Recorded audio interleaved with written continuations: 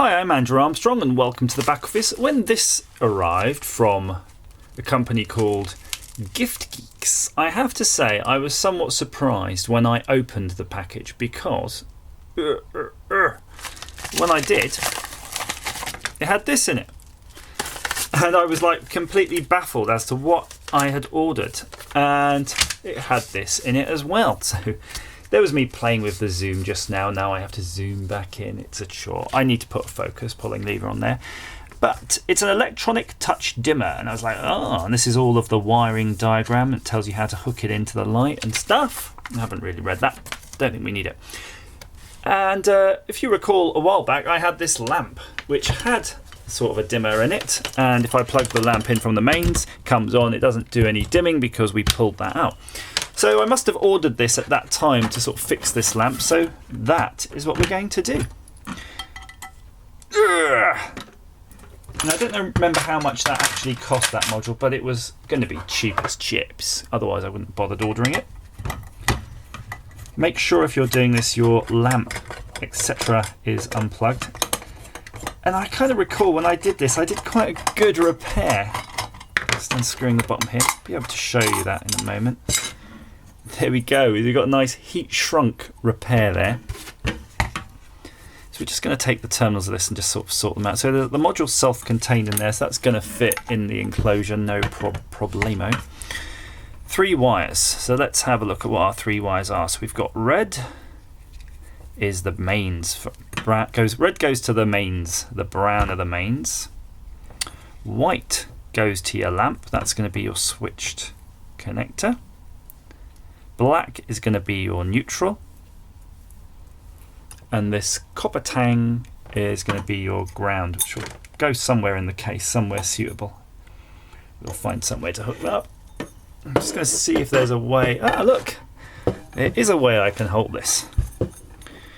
First things first, let's remove our previous repair. And actually, I can see on the board that was the previous lug hooking that ground connector on there, so I can probably reuse that, but I will have to dismantle all my lovely, specially care for wiring. But it's got many layers of heat shrink because I didn't want to short out anybody against the case. Ugh. So that's the thick piece off there.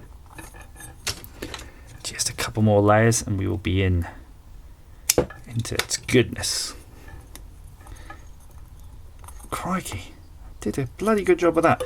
What I might just do is just, you can probably not hear it actually, but I'm just removing the lamp out of the fitting because I don't think I've got many of these, and we'll be there a long time trying to debug it if this thing got knackered. Who did this? What Wally did this? It's all heat shrunk together and 2 separate ones. There's not really much room here. There we go. Now we're cooking.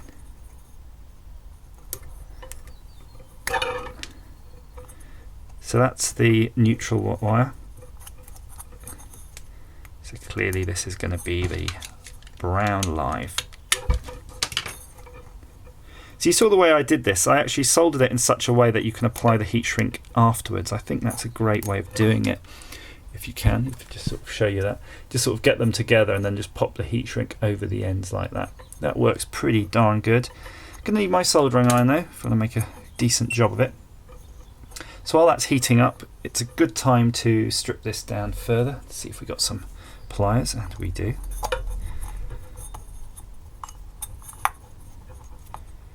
So fiddly.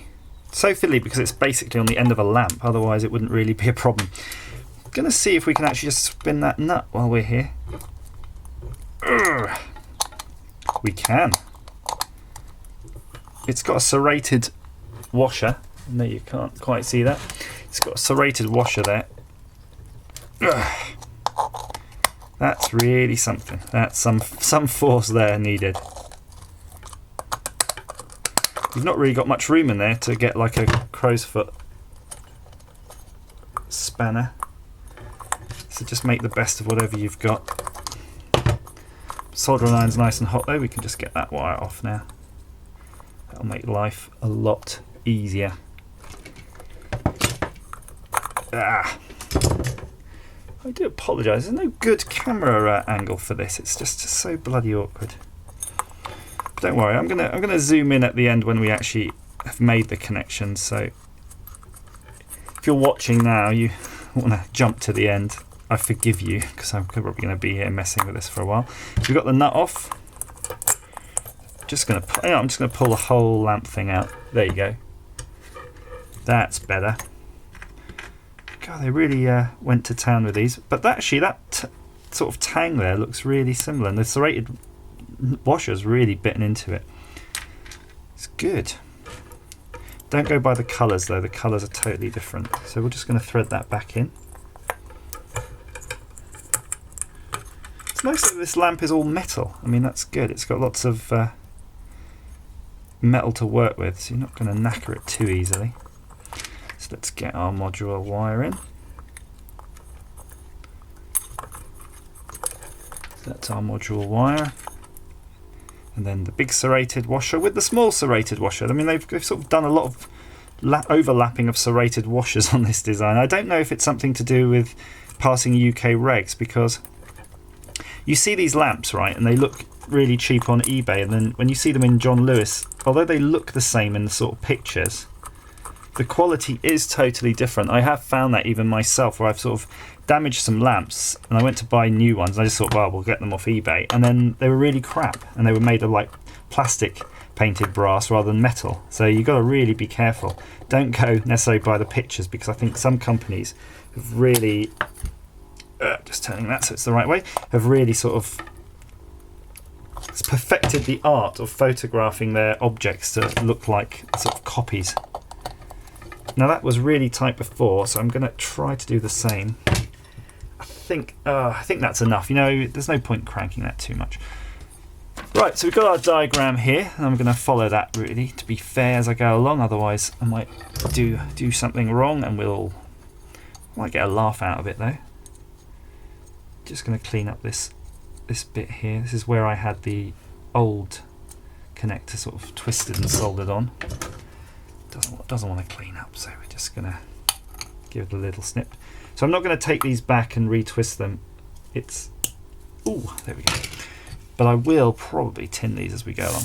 So let's look. We've got the red wire. The red wire goes to the brown main. So this is the brown mains coming from the plug. Okay. So I'm going to just twist the red wire on that, and we'll solder them right in place. You could use terminal strip if you've got it, and if it will fit within the space you've got. So be aware, you've got some options there. So that's the red wire now going to the brown. So remember, if you want this kit, you can find it from Gift Geeks. So Google Gift Geeks. I believe they've got a website. So the black is going to the blue neutral from the main. So I'm just going to twist those up again. Like so. Same process. So we're going to protect all of this with heat shrink. If you're doing it, I really suggest you get some heat shrink and do it the same way. I would not trust insulating tape, and it's probably not advised really by anybody. So we've got the white. So we need one of the wires from the lamp actually also have to be on that brown neutral. That's fine, we can do that. We've got bigger heat shrink. Best to get that on because it's going to be the most awkward now at this stage. Here we go. It's going to be quite the bundle when it's done.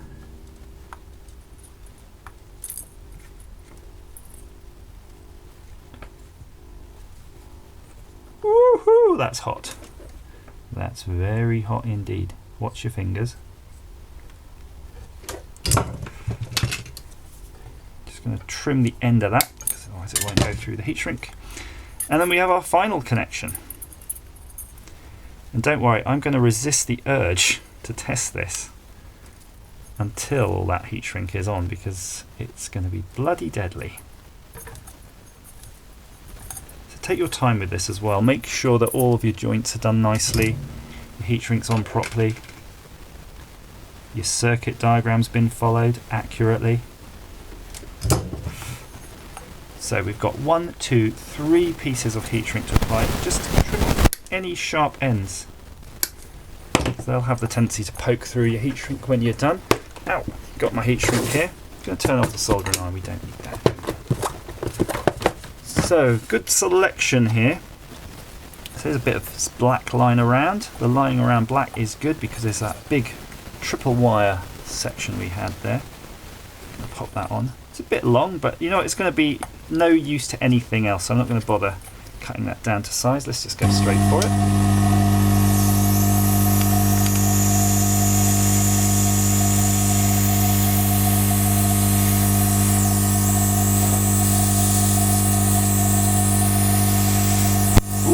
Hot.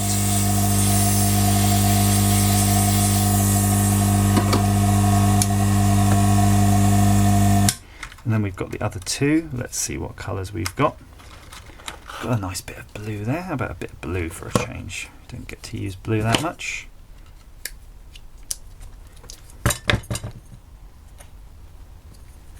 That's pretty good. Just going to make sure that's really on and home. Yeah, that's good too. Bit more for that last connection. So if you want to add a bit of strain relief or just organise this in the enclosure once it's heat shrunk, it is pretty much acceptable just to hold it where you want with some good quality insulation tape. Or really you could probably get away with bad quality insulation tape as long as you're not using the tape for insulating. I'm having trouble getting this heat shrink on because there's a bit of extra old heat shrink on there, so not cooperating as well as it could have. But I think that's good. That's on now.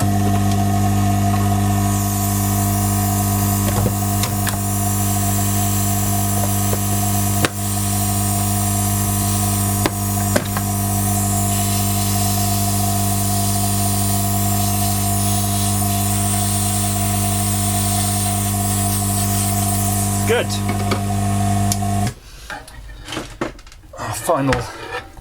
Final thing really is to kind of put it all together and test it, but I think before I do that I'm just going to get the insulation tape and make sure.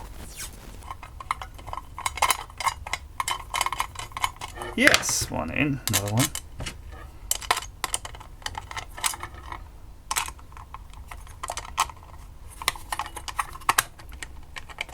Get in there. Yes, result. Quite a long thread on those.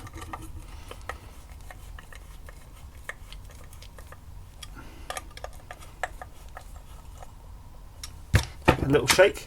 Yeah, nothing's moving around inside there. It does have this sort of velour foot that I might actually see if I can actually get that a bit more sticky, but that's fine. Let's put that right there.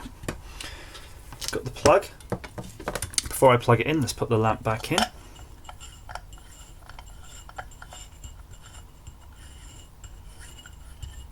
Now the moment of truth.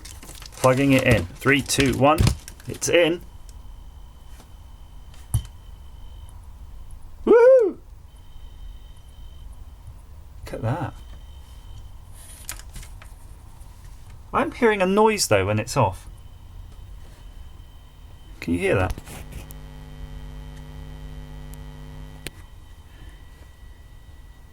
I don't know what to say really. It does seem a success, but yeah, the sort of vibrating lamp thing is a bit odd. But so it could just be down to the filament, because if I even just shake the lamp, I can hear its sort of filament flopping around. So I don't know. There you go. Hope that's of some use to you. If you've got any comments over that vibration, please let me know. And as ever, thank you for watching.